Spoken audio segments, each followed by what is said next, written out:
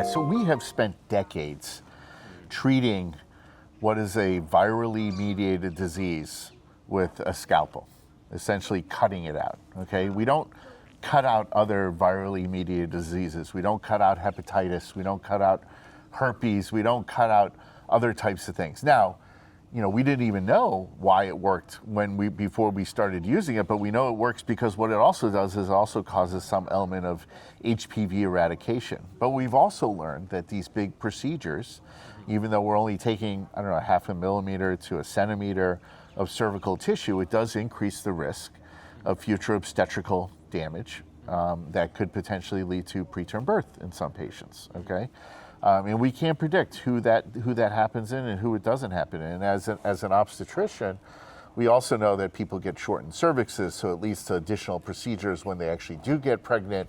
It leads to a lot more concern and anxiety of a patient, you know, during her pregnancy. So anything that we could do to minimize any type of extirpative or cutting type of procedure and maybe even target the regression of HPV makes a lot of sense, which is why the data that I've seen so far in using photodynamic therapy for the cervix accomplishes both those goals. I mean, it accomplishes the goal of a regression of the lesion, and it accomplishes the goal of clearance of HPV as well. Yeah, well, we have been on a long track to develop photodynamic therapy. It took us years.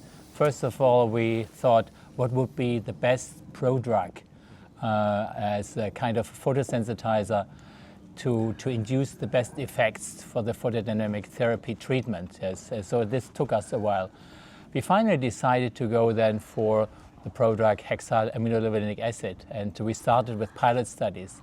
Upon the pilot studies, we started with phase 1, phase 2, and phase 3 studies. That actually we were very encouraged us to go on this road, and we have seen that we could achieve and that we could get to an alternative to the surgical methods of loop electrosurgical excision procedures or even cold knife conization, and achieve this aim that a virally induced lesion should be treated not with the pure surgical techniques.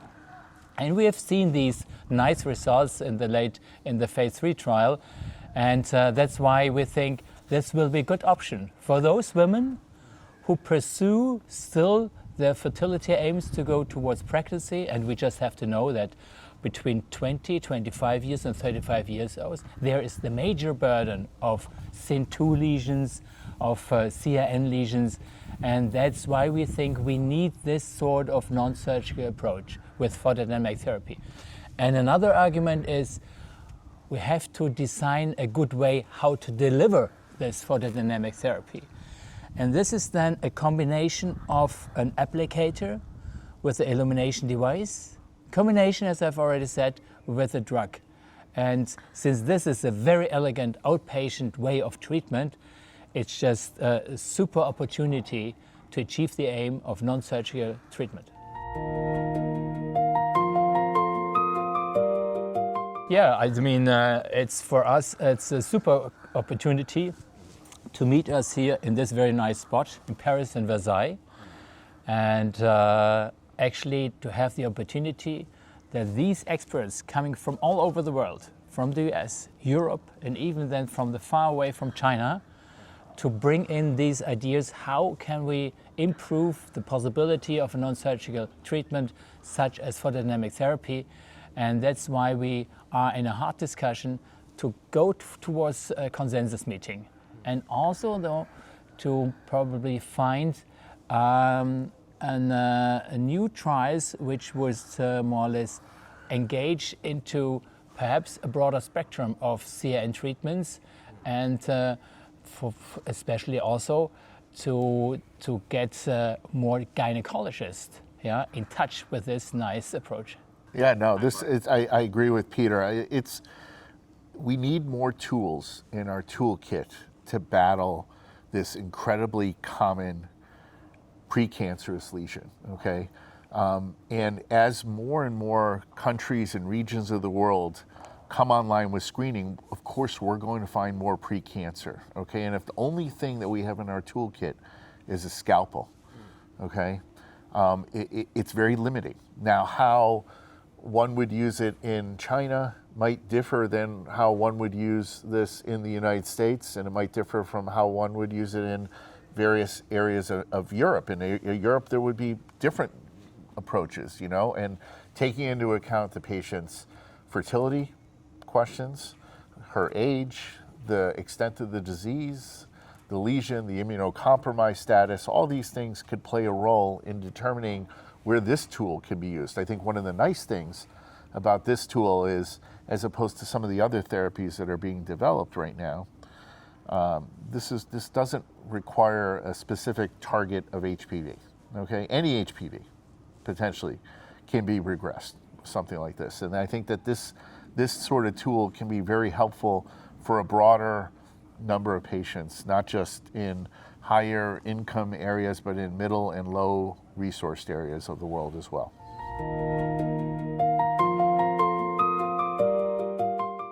The best way of doing treatment is to do no treatment. And we have now the possibility to go for HPV vaccination. So I think that's the first most important point, that we achieve the aim of at least 90% vaccination rate. That's the first point. But we know that we have so many women not having received vaccination. And that's why we need a way of treatment which is low level, very easy, does not hurt, and has an effect. Yes? And that's why we are pursuing this idea of photodynamic therapy. And we are convinced, upon the trials we have seen, that we are on the right track. And according to the EMA in China, and even now the approaches in here in the Europe with the EMA, we think that this option, this non-surgical option, is the way to go in the future. What are the question towards the industry? Yes, we need probably devices like this one, who can be placed very easily without a problem in front of the cervix. Perhaps if it has to be used a couple of times, it should be transformed into a repeatable approach when necessary, so that we can switch in and switch on this kind of a device if necessary. This would be our wish to the industry. Yeah, I agree with Peter completely. I think this device has a lot of potential base case uses, and I think though the directions of the company might follow some of those base case uses. So for sure, in a young woman that has a small lesion, I almost feel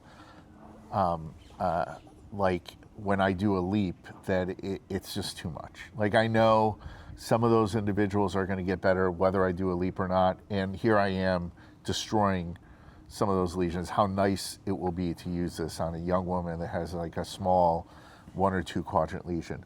I think as the lesions gets larger, as a woman has, whether or not she desires future childbearing, I think these questions are region specific in terms of what to do. And I think as you're asking more of these questions, I think there needs to be some research to develop that, as to what is really the effect of this. What is the effect of this on like a 4 quadrant lesion, that might even have a slight bit of extension into the endocervix? What is the effect of this on someone that might be postmenopausal, as opposed to premenopausal, different size cervixes, things like that.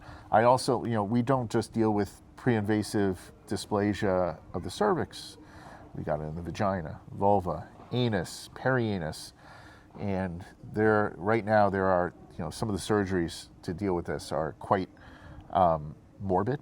They are quite difficult. A lot of them can only be done by a gynecologic oncologist like me. I have to do flaps and other things too. And how nice of this would it be if we could develop simple devices or with photodynamic therapy that actually can be done, like a photodynamic diaper or other types of photodynamic type of therapies that can actually help, with this type of disease, and to develop this for other types of things, even if it is to shrink the lesion and make it easier to resect, as opposed to having these large lesions that will lead to a significant amount of morbidity. That being said, I think with this is a great tool that we currently have that I think could be utilized for millions of women around the world. And the hope is that there will be a continued effect of some of the data that I know Cirrus and all your colleagues are trying to generate to really try to figure out what other groups of individuals might actually have some benefit to this type of treatment.